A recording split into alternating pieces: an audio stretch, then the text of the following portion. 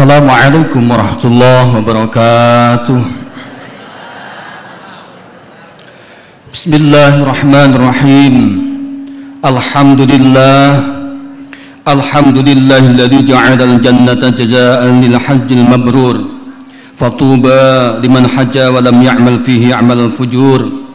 Allahumma salli wa sallim ala sayyidina Muhammad syafi'una fi yaumin nusyur.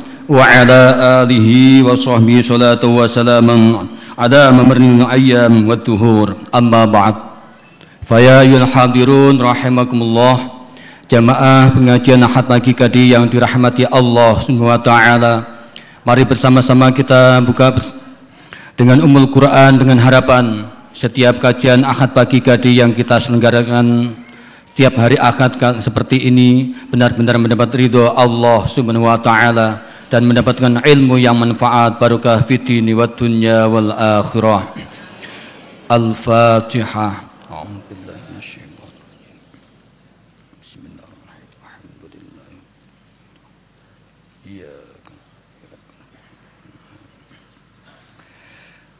Dan mari kita simak bersama lantunan ayat-ayat suci Al-Quranul Karim yang akan dibacakan oleh Akhirul Karim Agus Sofyan yang akan membacakan surah Al-Baqarah mulai ayat 153. Kepada Akhirul Karim Agus Sofyan, waktu dan tempat dipersilakan.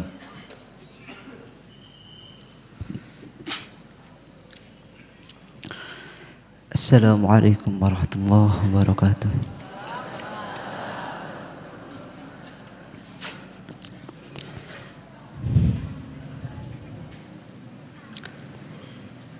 أعوذ بالله من الشيطان الرجيم.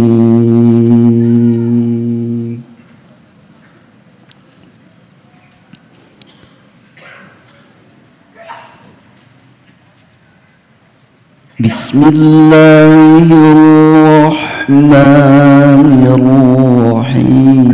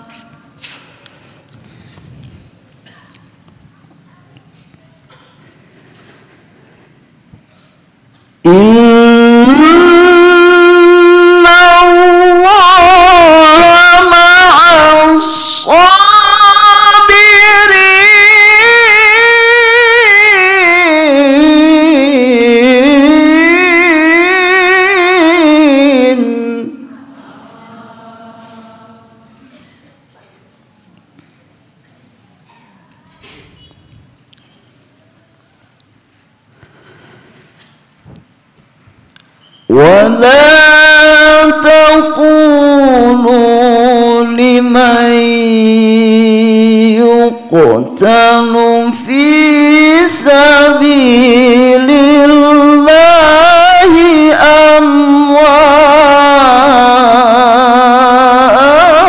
أموات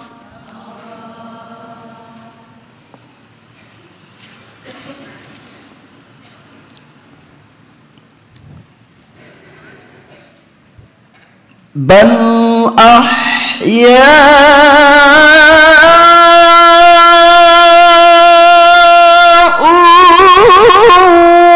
ولكن لا تشعرون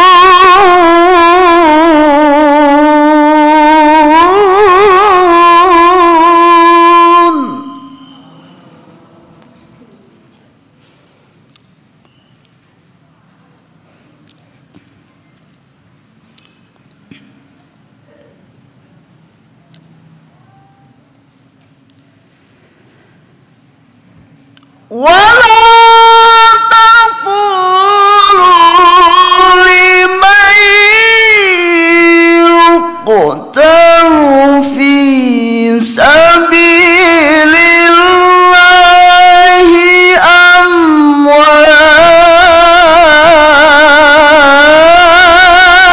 أموات بل أحياء ولكن لا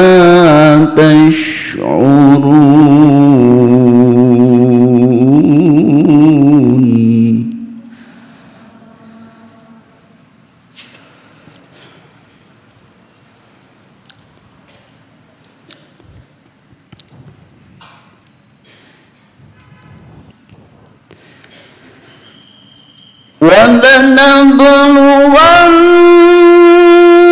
ولنبلونكم بشيء من الخوف والجوع ونقص من الأموال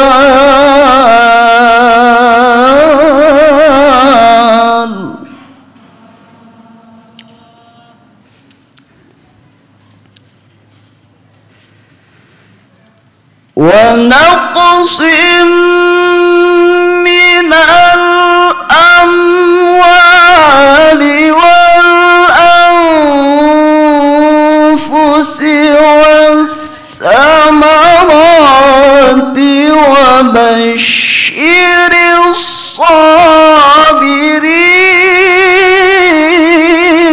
الصابرين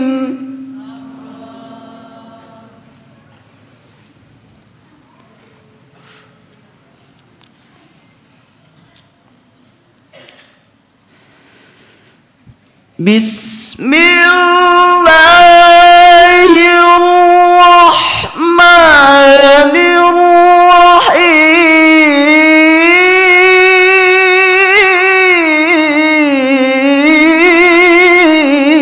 الرحيم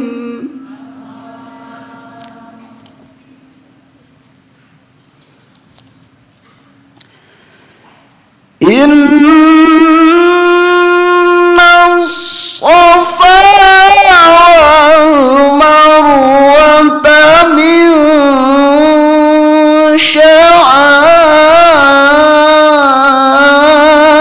شعائر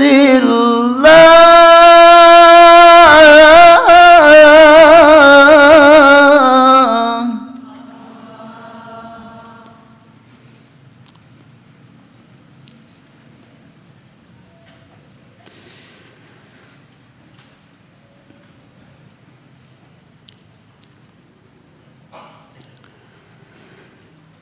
فمن حج البيت أو اعتمر فلا جناح عليه أن يطوف بهما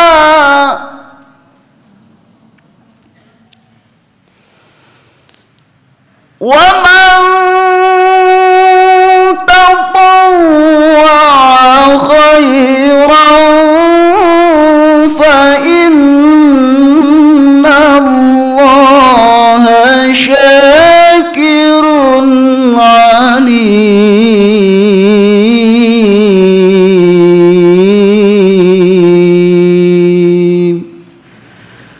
Sadaqallahul aliyyul azim.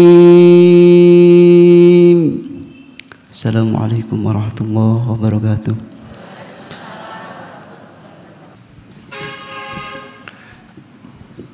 Sadaqallahul azim, sadaqallahul azim, sadaqallahul azim. Terima kasih disampaikan hadirin wal hadirat jamaah pengajian Ahad pagi tadi yang dirahmati Allah SWT. Sebelum tausiah disampaikan oleh beliau Bapak Profesor Dr. Haji Imam Suprayogo dari Malang, informasi awal, alhamdulillah infak akad kemarin telah terkumpul sebesar Rp5.516.300. Alhamdulillahirabbil alamin. Mudah-mudahan sebagai amal jariah kita bersama. Allahumma amin.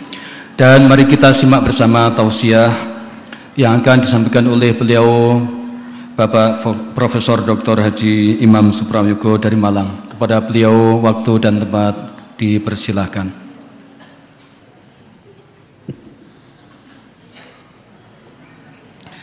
Assalamualaikum warahmatullahi wabarakatuh. Alhamdulillahirabbil alamin. Sholatu wassalamu ala asrofil anbiya'i wal mursalin Sayyidina wa maulana Muhammadin wa ala alihi wa sahbihi ajmain. Amma ba'du. Yang saya hormati, saya muliakan para alim ulama, para pengurus masjid pengajian pagi IKD, ibu-ibu, bapak-bapak semuanya yang berbahagia. Marilah kita memanjatkan rasa syukur kehadirat Allah atas limpahan rahmat taufik hidayah dan inayahnya. Kita dalam keadaan sehat walafiat, gembira dan juga berbahagia. Salawat dan salam semoga tetap terlimpah pada junjungan kita Nabi besar Muhammad sallallahu alaihi wasallam, keluarga, sahabatnya, kita semua, dan siapa saja yang mengikuti dan mencintainya. Ibu dan bapak-bapak sekalian, seingat saya sudah beberapa kali memberi pengajian ceramah pagi di tempat ini. Kemarin ketika saya dihubungi untuk memberi ceramah, saya bertanya, apa belum bosan? Saya khawatir kalau terlalu sering-sering itu lalu menjadi bosan, lalu kemudian tidak datang ke sini lagi. Kata beliau, masih belum, berarti suatu ketika juga bosan. Tetapi begini, Bu dan Bapak-bapak sekalian, kita ini memang beruntung sesungguhnya kita ini. Kita ini di tengah-tengah kesibukan kita ini masih diringankan kaki kita untuk datang ke tempat ini. Ini adalah luar biasa. Walaupun setiap pagi, setiap minggu pagi sampai kapanpun kita ngaji seperti ini, ilmu Allah itu tidak akan ada habis-habisnya sesungguhnya. Tidak akan ada kekurangan bahan. Ilmu itu memang begitu luas sesungguhnya, dan itu luas sekali. Dulu tidak pernah kita bayangkan, saya tidak pernah bayangkan kalau kiai kita atau guru saya mengatakan manakala air laut semuanya itu dijadikan tinta, semua benda-benda di bumi ini dijadikan pena, itu dipakai menulis ilmu Allah, dan itu habis. Itu habis. Ditambah seperti itu lagi, ilmu Allah belum habis. Coba kan luar biasa. Luar biasa. Kita kadang-kadang merasa besar. Kita ini sudah merasa lebih. Padahal sesungguhnya kita ini kecil sekali. Umur kita ini sebentar sekali sesungguhnya itu. Kemampuan kita ini sedikit sekali. Hanya seringkali itu tidak kita sadari. Seringkali itu tidak kita sadari bahwa kita ini terbatas. Kita ini ngomong bahwa Allah itu maha besar. Tetapi maha besar seperti apa? Kita seringkali juga tidak paham. Kita waktu sholat mengatakan Allahu Akbar. Allah maha besar. Sehari-hari kita ngomong Allah maha besar, tapi besarnya seperti apa seringkali juga tidak terbayangkan. Apakah ibu bapak bayangan maha besar itu sudah tepat? Saya juga belum yakin. Jangankan kok ibu dan bapak, saya sendiri juga belum yakin apakah bayangan maha besar saya itu betul-betul menggambarkan kemahabesaran Allah. Saya ilustrasikan begini tentang maha besar ini.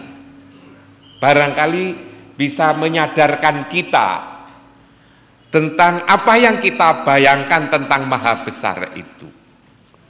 Dulu ibu dan bapak sekalian, ketika saya masih di kampung, saya kan anak desa Trenggalek sana. Trenggalek pun jangan dikira kotanya, kunjungan gitu kan. Saya ketika itu tak pikir benda di dunia ini yang besar itu gunung. Sebab di sebelah rumah saya itu ada gunung. Saya pikir yang besar itu gunung, sehingga kalau saya nyebut akbar itu ya lebih besar dari gunung itu. Waktu itu saya di desa. Tapi ketika saya sudah sekolah di kota, sekolah di SMP, di SMA, lalu saya ditunjuki globe gambar bumi itu. Oh, ternyata bumi ini besar. Gambarnya seperti itu. Indonesia itu kecil. Apalagi gunung di rumah sebelah saya. Coba. Indonesia itu kecil bila dibandingkan dengan negara-negara yang luas, China, Amerika Serikat, lalu kemudian negara-negara Afrika, negara Rusia, Eropa. Kita ini kecil ternyata itu. Lalu kemudian saya melihat benda-benda lain seperti bulan, oh ada matahari. Saya salah paham lagi. Saya ngira yang besar itu bulan, matahari, bumi, saya kira. Ternyata ibu dan bapak sekalian, setelah saya belajar astronomi, selain bumi, bulan dan matahari, itu masih ada benda-benda di jagat raya ini yang juga jauh lebih besar dari bumi, dari bulan. Jauh lebih besar dari bumi dan bulan. Apa itu? Bintang-bintang itu loh. Bintang-bintang itu selain jumlahnya banyak sekali yang besarnya itu melebihi bumi dan melebihi bulan. Tapi kelihatannya kok kecil. Kecil itu bukan memang kecil, tetapi kecil itu karena jauhnya itu loh. Bintang-bintang itu kecil itu karena jauhnya itu loh. Coba kalau pas tidak ada awan, tengah malam kita keluar rumah lalu lihat di atas itu, bintang-bintang itu kan banyak sekali. Dan itu memang banyak. Nabi dulu pernah ditanya oleh sahabatnya. Nabi ditanya oleh sahabatnya, ya Rasul, berapa jumlah bintang-bintang di langit itu? Coba wong Nabi kok ditanya jumlahnya bintang apa ya, Nabi itu pernah ngitung bintang? Jawabnya Nabi juga seenaknya, karena kan belum pernah barangkali. Ngitung juga belum pernah kira-kira Nabi ketika itu, karena itu jawabnya seenaknya. Tapi seenaknya Rasul itu ternyata benar. Nabi mengatakan jumlah bintang itu melebihi banyaknya pasir di laut. Bintang-bintang itu melebihi pasir di laut. Dan itu bukan laut itu perigi, popo, bukan itu. Nabi tidak pernah ke situ. Nabi tidak pernah ke situ. Yang dimaksud Nabi itu adalah pasir di seluruh dunia ini. Pasir di seluruh dunia ini. Bayangkan kita disuruh menghitung pasir sak genggam saja itu susah. Bintang-bintang itu jumlahnya melebihi pasir di laut, coba bayangkan. Apa enggak menggegiri sih coba? Yang bintang itu besarnya banyak yang melebihi bumi. Saya diajak oleh teman-teman untuk ceramah begini di ITB beberapa waktu yang lalu itu.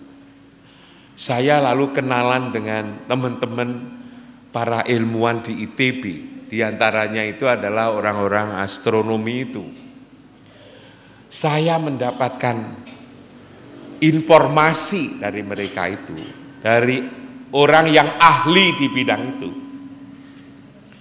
Katanya jumlah bintang ini memang banyak.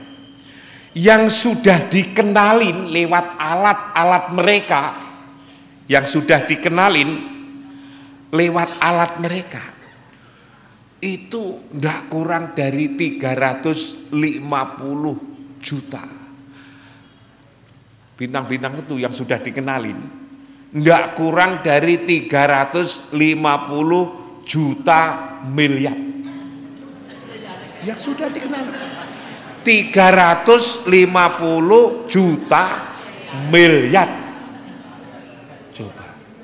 Jadi bintang di ngalam donya itu, di jagat raya ini, yang sudah dikenalin dengan alat-alat, itu tidak berarti jumlahnya seperti itu. Itu yang sudah bisa dikenalin. Tidak berarti selain itu tidak ada, masih ada lagi. Itu 350 juta miliar. Bayangkan. Oktober yang lalu, bulan Oktober yang lalu, tahun 2012, penduduk bumi itu genap 7 miliar. Penduduk bumi itu genap 7 miliar. Bulan Oktober yang lalu dideklar oleh PBB. PBB mengatakan bahwa penduduk bumi ini sekarang 7 miliar. Coba ibu bapak bandingkan 7 miliar dengan 350 juta miliar. Bayangkan 7 miliar penduduk bumi, ada 350 juta miliar. 7 miliar itu ya orang Indonesia 240 juta, China 1,1/4 miliar, India sekian, Amerika sekian, Rusia sekian. Sekarang ini itu dijumlah itu 7 miliar. Juga ada ahli, ibu dan bapak-bapak sekalian, ada ahli kependudukan yang tidak saja menghitung jumlah manusia sekarang, tetapi menghitung manusia sejak Nabi Adam. Sejak Nabi Adam itu anaknya berapa, cucunya berapa, cucunya cucu, punya cucu berapa, menyebar di mana, sampai sekarang ini dihitung oleh dia itu. Mungkin kita semua ini pada ngomong, membayangkan, kok yo kober-kobere gitu menungso itu, kok yo kober-kobere itu.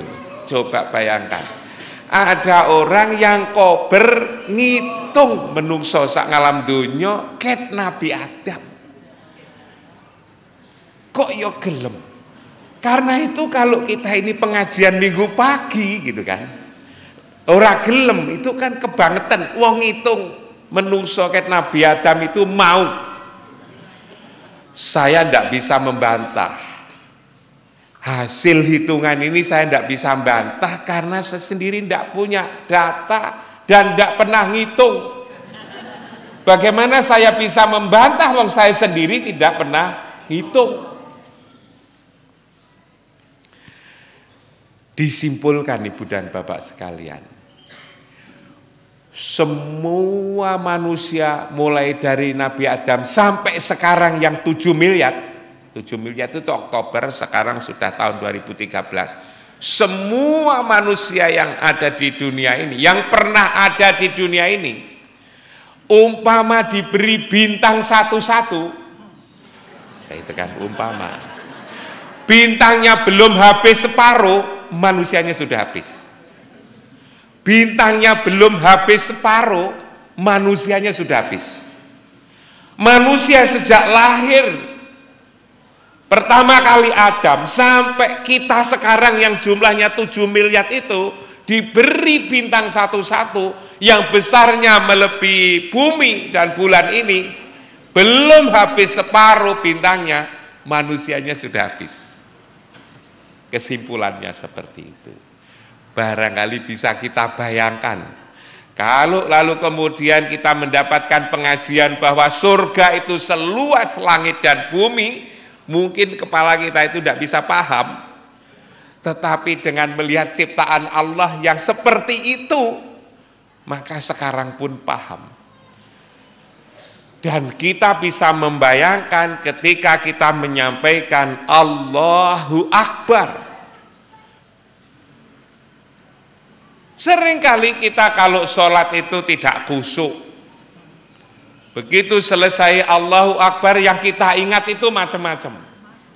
Seringkali kita disenenin, kok salat tidak khusyuk. Mungkin yang nyeneni itu juga tidak khusyuk, kira-kira itu kan.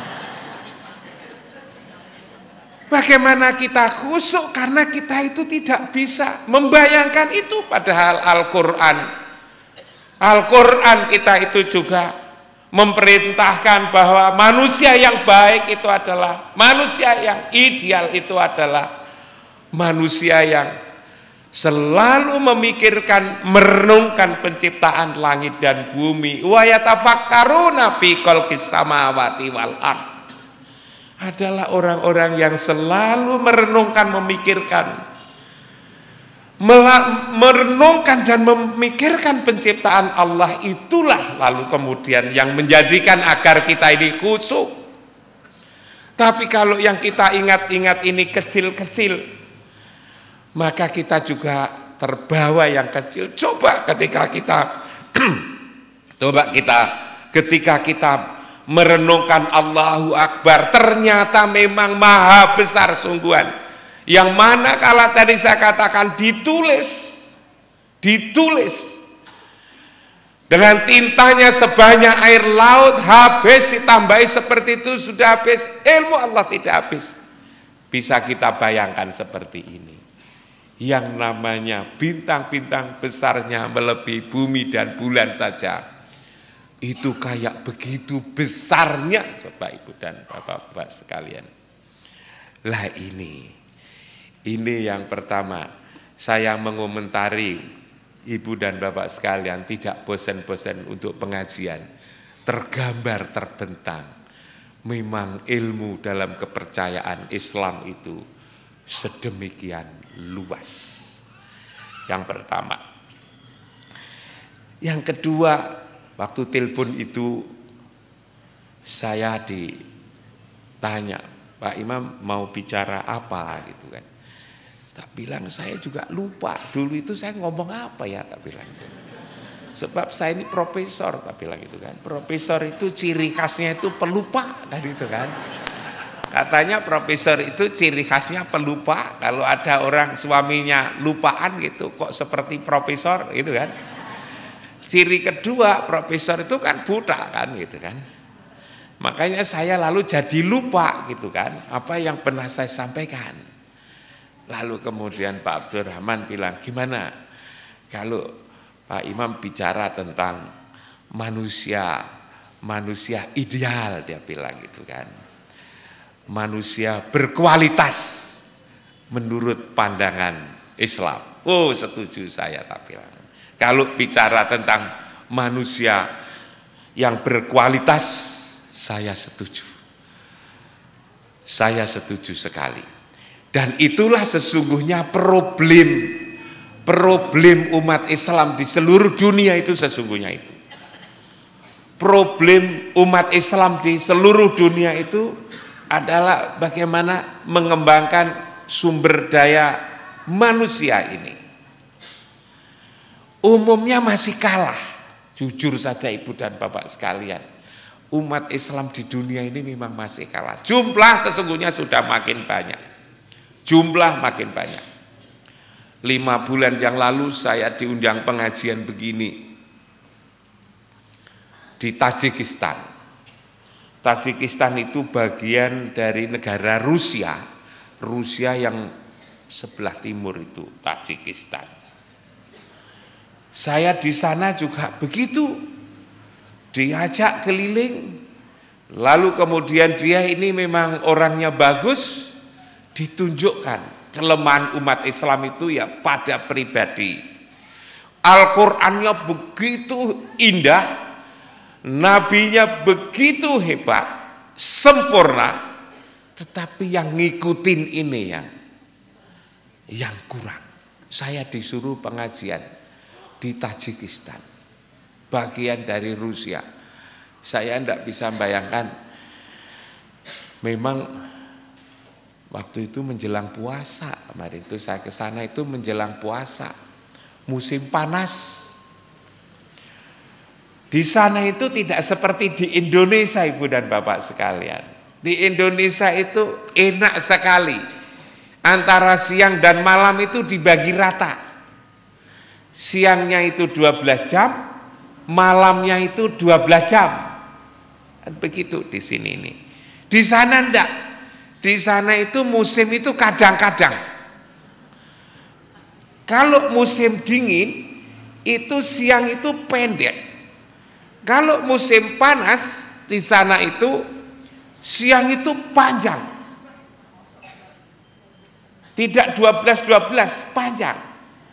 Musim panas bulan puasa kemarin malamnya itu 21 jam. Siangnya itu 21 jam. Siangnya 21 jam. Malamnya itu hanya 3 jam bulan puasa kemarin. Coba bayangkan, puasa itu 20 jam itu siang, bulan puasa. Jadi malam itu hanya 3 jam. Karena di sebelah utara sana tidak dilewati matahari. Jadi malam itu untuk buka, sholat maghrib, untuk ngisa, untuk terawih, untuk sahur, untuk subuh, udah habis 3 jam. Bahkan di negara mana saya lupa, di sebelah utaranya lagi sudah 3 kali 24 jam belum ada malam. Coba betapa nikmatnya kita di Kediri kayak begini ini. Karena itu lalu kemudian banyak orang males. Saya di mana-mana tanya, di sini Muslim berapa persen? 95% katanya Muslim. Tapi saya kok tidak pernah lihat masjid itu. Seminggu saya di sana itu belum pernah dengarkan azan. Kenapa? Mungkin karena betapa susahnya menyesuaikan seperti begini ini. Karena itu kalau pas musim panas, lalu pengajian subuh, malamnya hanya 3 jam, tidak ada yang datang. Seperti ini. Ya, yang dikeluhkan di sana lalu kemudian adalah sumber daya manusia, kualitas umat Islam itu sendiri. Saya waktu itu juga ditanya, coba Pak Imam, itu kira-kira kalau kita meningkatkan kualitas itu, yang disebut manusia ideal itu seperti apa? Saya katakan yang sederhana-sederhana saja. Manusia yang berkualitas itu sesungguhnya yang pertama kali adalah manusia yang tahu tentang dirinya sendiri. Manusia yang tahu tentang dirinya sendiri. Jangan dikira loh kita ini tahu tentang kita. Kita ini sesungguhnya siapa, itu belum tentu kita ini tahu. Untuk mengetahui diri sendiri ini, itu susahnya bukan main, sehingga diumpamakan manakala seseorang itu tahu dirinya sendiri, maka dia akan tahu tentang Tuhannya. Modal untuk mengetahui Tuhan itu harus mengetahui dirinya sendiri. Saya ini sesungguhnya siapa saya ini. Yang paling banyak orang itu adalah yang tidak tahu diri. Tidak tahu diri. Wong tidak pernah jadi pemimpin kok misalnya, lalu kepingin jadi pemimpin. Orang tidak pernah diketahui oleh umat, rakyat kok kepingin diketahui. Lalu akhirnya pasang foto-foto di mana-mana itu kan. Ya agar diketahui. Dia tidak tahu bahwa dirinya itu sesungguhnya tidak tahu. Dan tidak itu saja yang tidak tahu diri itu. Saya punya cerita yang menurut saya itu menarik.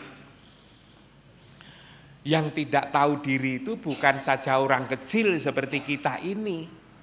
Sampai presiden negara adidaya saja itu tidak tahu diri. Ada cerita begini. Dulu Presiden Soekarno, presiden kita yang pertama, itu menjalin komunikasi dengan Presiden Rusia.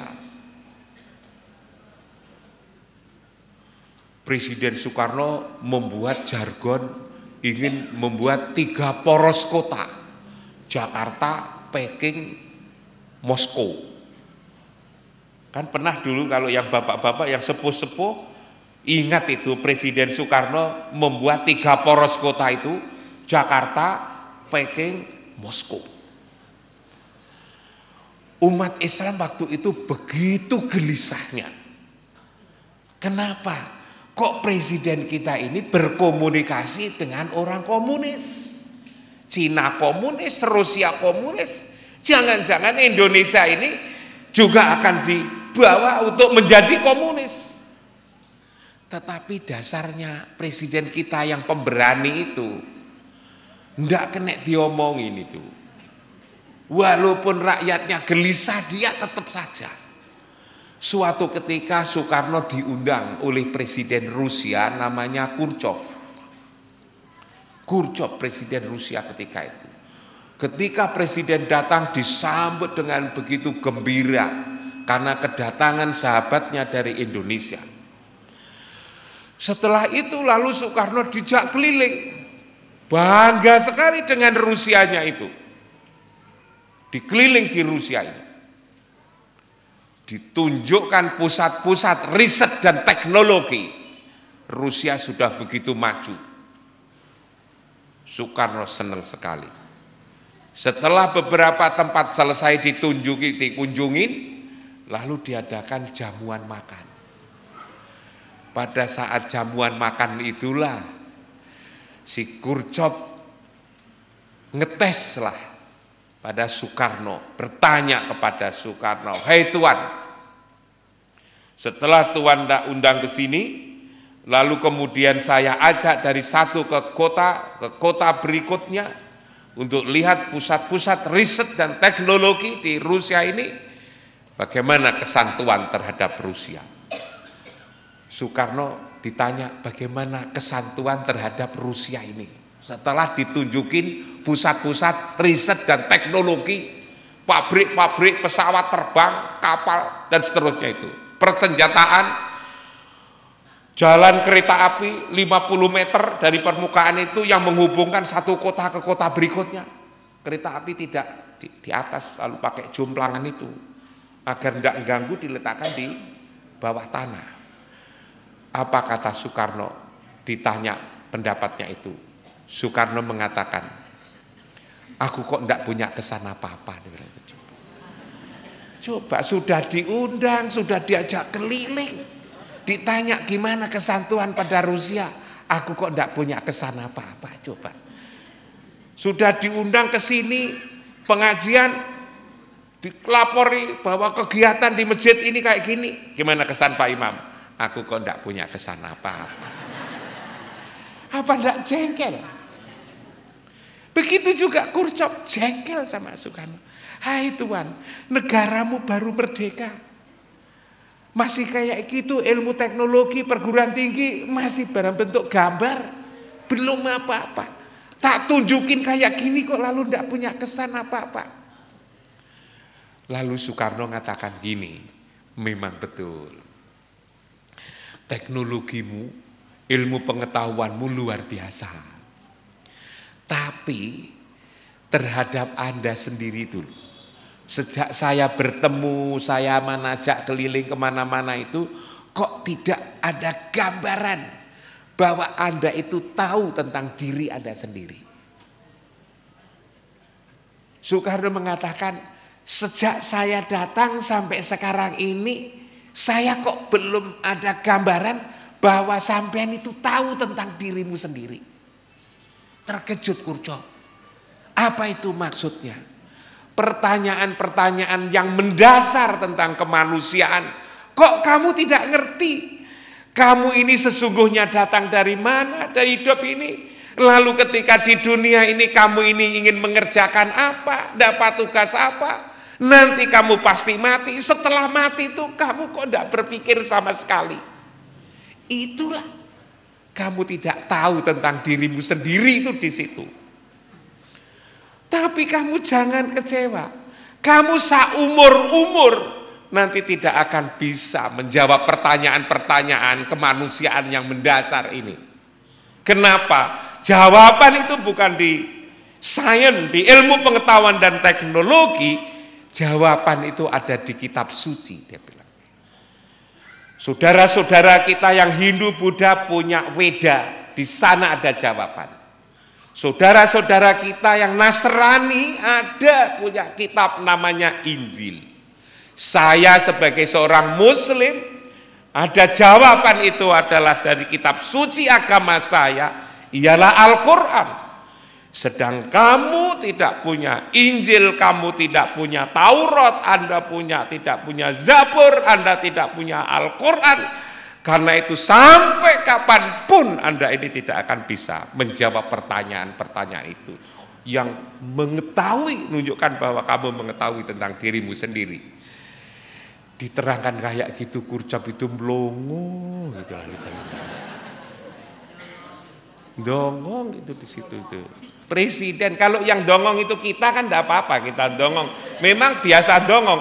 Tapi kalau yang dongong itu presiden, coba.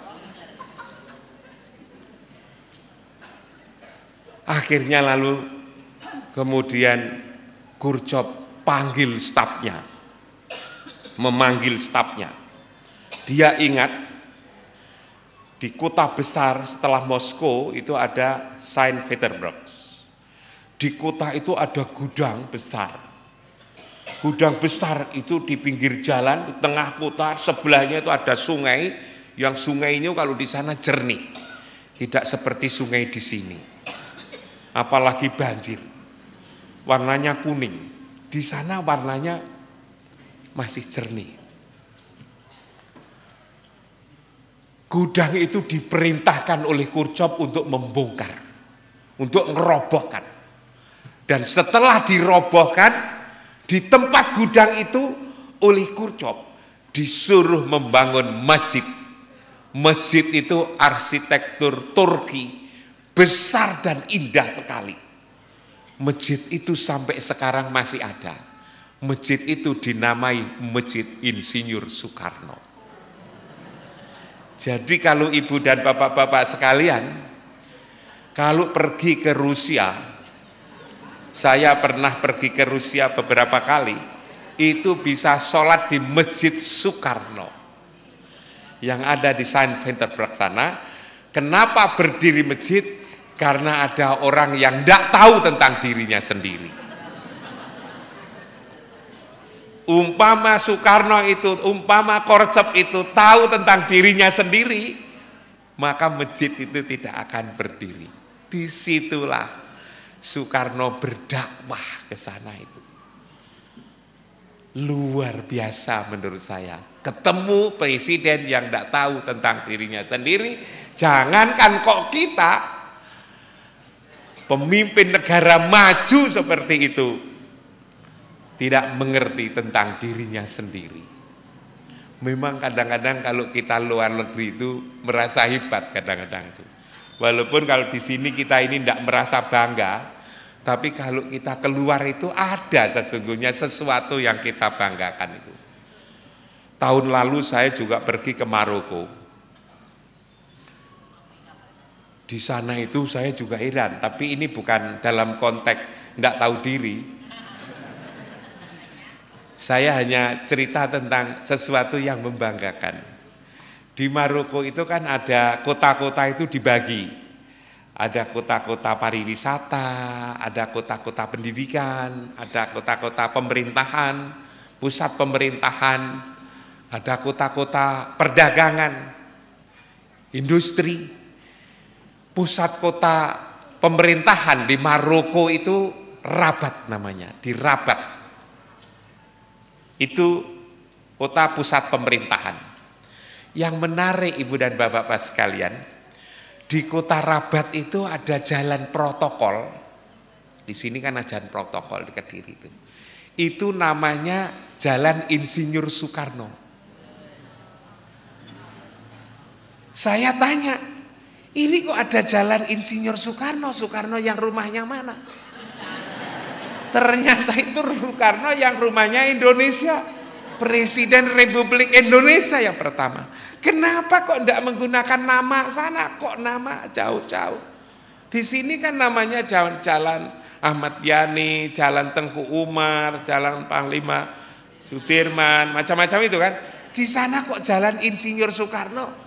Tak pikir di sana ini ada pahlawan namanya Soekarno. Ternyata enggak. Soekarno Indonesia. Kenapa? Ini karena peristiwa tahun 55. Soekarno membuat pertemuan kepala-kepala negara bangsa-bangsa Asia Afrika di Bandung tahun 55. Waktu itu semua negara Asia Afrika baik yang sudah merdeka maupun belum diundang oleh Soekarno. Waktu itu Maroko belum merdeka. Tapi ada surat ke sana. Nah, karena dikirim surat dan datang, diterima oleh tokohnya di sana, orang Maroko itu datang ke Jakarta. Ketika datang dia tidak bawa bendera, tidak bawa surat, ngaku bahwa saya ini dari Maroko. Lalu kemudian ditanya, mana benderamu? Oleh Soekarno ditanya, mana benderamu? Bendera itu apa? Coba. Bendera saja belum tahu karena dia selamanya dijajah. Lalu kemudian harus membuat sebagai wakil negara. Lalu bendera seperti apa yang saya buat terserah kamu. Oleh Soekarno waktu itu kan 55 Indonesia kan masih sepi, tidak seperti sekarang. Diantarkan ke tukang jahit. Orang Maroko itu diantar ke tukang jahit untuk dandak nih bendera. Masih tanya seperti apa, warnanya apa, terserah kamu. Gambarnya apa, iya terserah kamu. Akhirnya lalu kemudian digambar-gambar sendiri, dipilih-pilih sendiri warnanya, lalu kemudian setelah itu diperbanyak setelah dia suka. Lalu kemudian dipasang di jalan-jalan, termasuk juga di Bandung, di tempat konferensi Asia Afrika itu. Senengnya bukan main. Setelah pulang benderanya juga dibawa, cerita tentang Indonesia juga dibawa, lalu mereka bersemangat sekali untuk memperjuangkan kemerdekaan tahun 6000, tahun 61, 62. Maroko merdeka dari Prancis. Yang pertama kali datang ke Maroko mengucapkan selamat adalah Insinyur Soekarno, presiden kita itu. Disitulah lalu Raja Hasan begitu merasa punya hutang budi kepada Indonesia, maka lalu kemudian mikir, apa ya kira-kira kita pakai untuk nginget-nginget orang Indonesia itu. Ya sudahlah, jalan protokol itu dinamai Jalan Insinyur Soekarno. Jangan itu saja, Indonesia itu adalah saudara kita. Karena itu maka umpama ada bangsa Indonesia siapapun, termasuk jamaah sini ke Maroko, maka Raja Hasan berpesan, ndak usah pakai visa. Yang penting bawa paspor saja itu sudah harus diterima kalau itu orang Indonesia. Karena itu kalau ibu dan bapak-bapak sekalian mau ke Maroko sana, lalu kemudian sudah punya paspor, ndak punya visa, ngomong saja, saya ini jamaah pengajian IKD Kediri.